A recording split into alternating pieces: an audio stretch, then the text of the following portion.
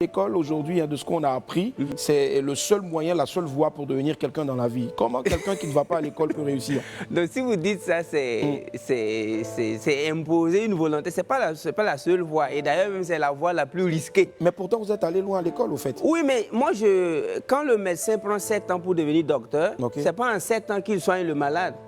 Sinon, il va le tuer.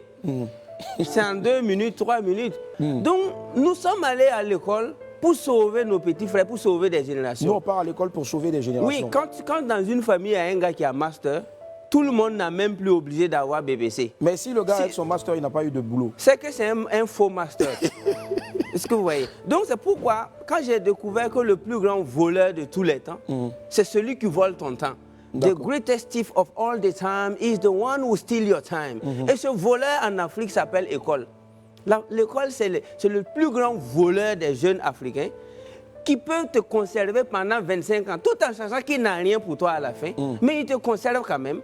C'est pourquoi j'ai dit à la jeunesse africaine que nous ne sommes pas des Chinois. Les Français, les Américains, les aînés, ils vont à l'école pour préserver des acquis. Parce que les arrière-grands-parents étaient riches.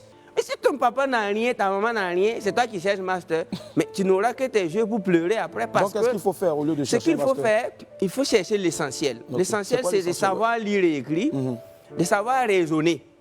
Et tu rentres dans l'auto-éducation. Pourtant, on lit et écrit, on apprend à lire et à écrire à l'école. Oui, mais quand on va remonter en 3000 ans avant Jésus-Christ, ils ont bâti les pyramides comment?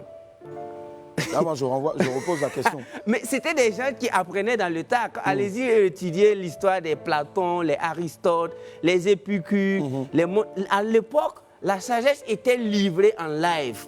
Vous travaillez, ils faisaient des one-third. One-third, ça veut dire un tiers de ton temps, c'est pour apprendre. Un autre tiers de son temps, c'est pour appliquer. Et un autre tiers, c'est pour aider les autres. Donc, les gars prenaient cours maximum 3-4 heures par jour, et le reste c'était pour travailler et bâtir. Mais aujourd'hui, nous avons une jeunesse capable de prendre cours de 8 heures à 18 heures, comme si c'était pour fabriquer des avions. Et alors qu'après, c'est juste pour devenir chômeur. Donc, on ne peut pas risquer toute une vie et une jeunesse à la recherche d'un papier sur lequel on écrit nom, prénom, diplôme et puis cachet. Je trouve que c'est risqué, ça c'est ce que je trouve. Donc pour moi, nous sommes tous appelés à aller à la quête de la connaissance. Parce que Jesus Christ said, my people is dying lack of knowledge. Mon peuple meurt par manque de connaissance. Mais il n'a pas dit manque de diplôme. Il a dit manque de connaissance. La connaissance, c'est tout ce qu'il nous faut et tu dois payer le prix même qu'il faut pour connaître. D'accord. Mais est-ce que nous connaissons?